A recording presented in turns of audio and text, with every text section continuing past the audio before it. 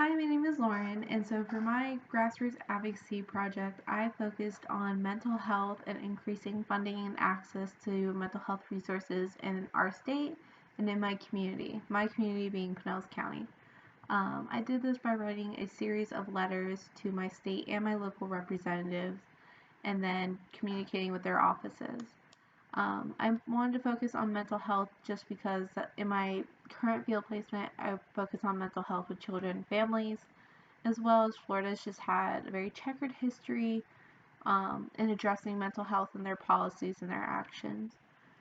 Mental health affects so many people across age, gender, race, ethnicity, religion, so really it's a widespread, not issue, but something everyone experiences.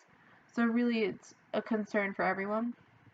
Some of these issues that Florida has is just short-term policies and funding ideas.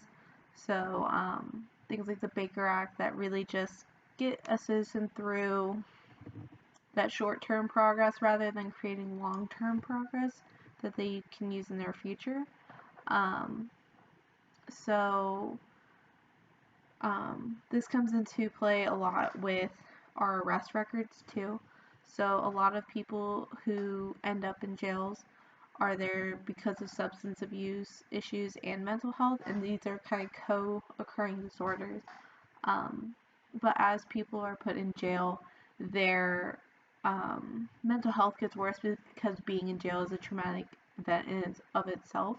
So a study found by USF in Pinellas County showed that as people were being arrested and incarcerated, as the jails provided mental health resources in jail, when those people were later released, they had a lower rate of being rearrested.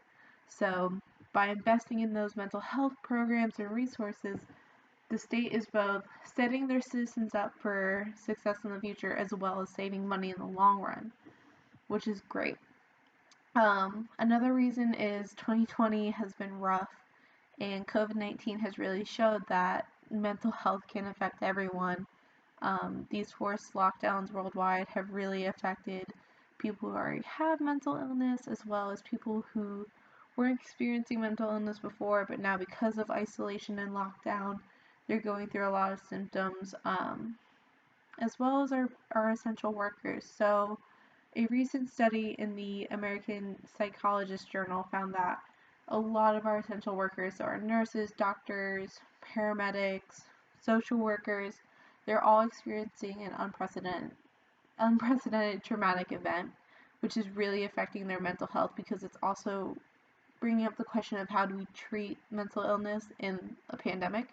Um, I definitely think you can see more of these research articles popping up soon, just because focusing on how effective is treatment with telehealth and how do we treat this very specific trauma that no one's dealt with before. Um, but investing in that research and then that treatment is going to be very important for our government, for our communities, for our people, just because this doesn't look like it's slowing down. In fact, we can face more problems like this in the future. Um, so I think a good idea is for the state and local government to invest in community mental health agencies, just because these agencies are already out there and they're doing good work. So just progressing with that. One of these agencies being Family Inc. or Family Resources Incorporated. They focus on children and families' mental health. Um, and this is really important because it's a preventative kind of step. So addressing that family unit early before problems worsen over time and lead families down a worse path. So getting that preventative agency can really help set that family up for success as well as saving the government money in the long run. So in summary, I think it's very important that we talk to our legislators and really convey the importance of funding mental health resources within our community, keeping it close, as well as um, making these programs accessible and effective, making these not not very costly and easy for people to find and use. so that we can create positive change for the future.